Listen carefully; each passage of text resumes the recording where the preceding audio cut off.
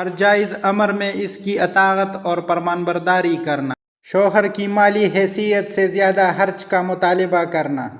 شوہر کو جس کا گھر آنا ناپسند ہو اس کی اجازت کے بغیر نہ آنے دینا، اس کی اجازت کے بغیر اس کا مال کسی کو نہ دینا،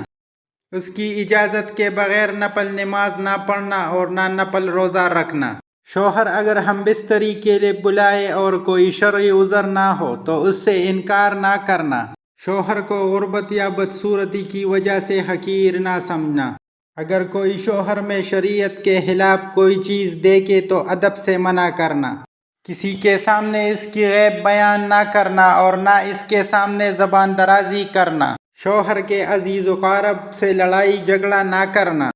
شوہر کے والدین کی خدمت کو سعادت سمجھنا، شوہر کی اجازت کے بغیر گھر سے نہ نکلنا، عورت اپنے رب کا حق ادا نہیں کر سکتی جب تک اپنے شوہر کا حق ادا نہیں کرے، جب عورت کی موت اس حالت میں آئے کہ اس کا شوہر اس سے راضی ہو وہ عورت جنتی ہے، شوہر کے لیے بناؤ سنگار کرنا اس کا حق ہے، عورت کو اس پر اجر ملتا ہے،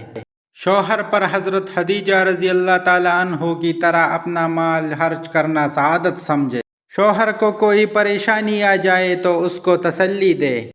شوہر کی خدمت محبت اور خلوص سے کرنا اپنی سعادت سمجھے، شوہر کو حرام کمائی سے بچانے کی فکر کرے، شوہر کے سامان اور گھر کو صاف ستھرا رکھنے کی کوشش کرے، شوہر کے آرام کا خیال کرے،